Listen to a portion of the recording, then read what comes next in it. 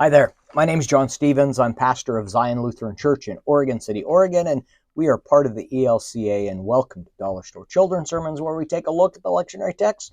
We tie them to an item from the Dollar Tree, or the junk drawer, the kids' room, or the garage.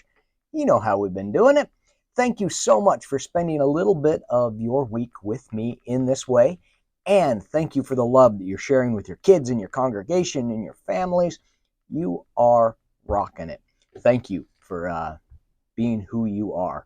Now, this is for the third Sunday in Lent, and we are looking at the gospel lesson, but especially also the first reading. And the first reading, I always love when the first reading comes up. Exodus chapter 21 to 17, the 10 Commandments. And I love doing a children's sermon around this because of godly play, as they call it, a better way. That God gives God's people a better way to live.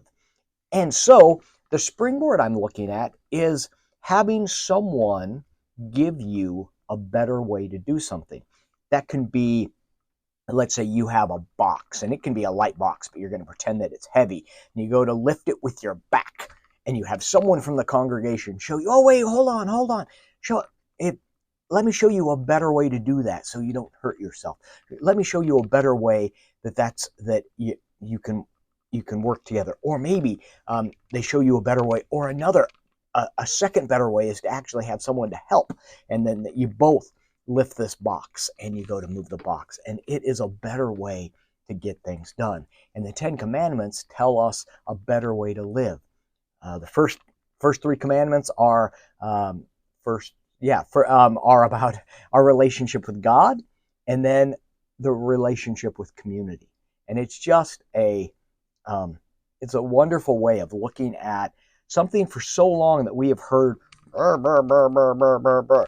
And that's not the case. It's, I love you so much. I want to give you a better way to live with community, because they haven't had a chance to live with community before, or at least in that free, they actually have stuff now because they're not slaves. They get a day off. What? and that day of rest. That's amazing. So all the stuff on a better living in a better way. So that's the focus that I really like on these readings.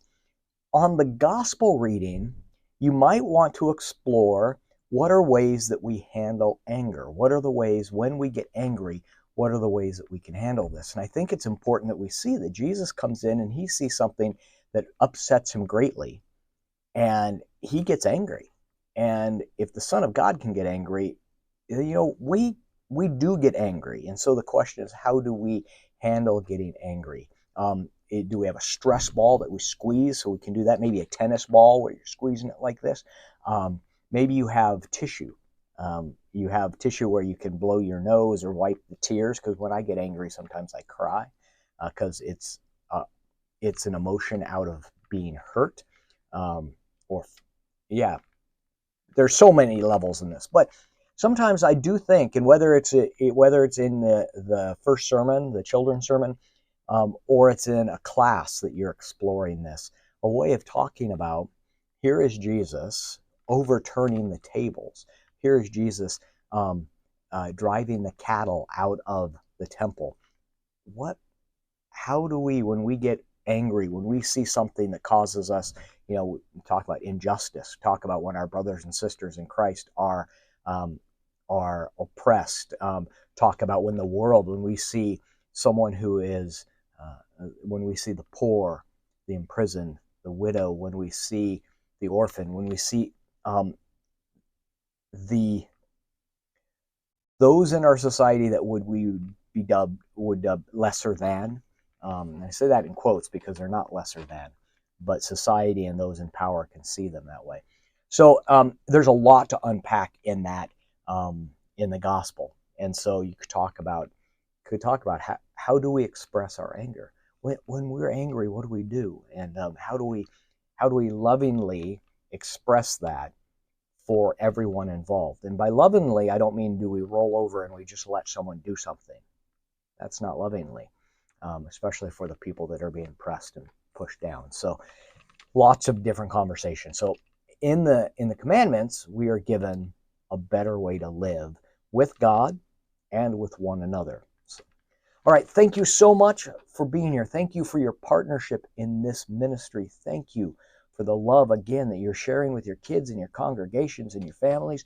You are rocking it. All right, I will see you next week.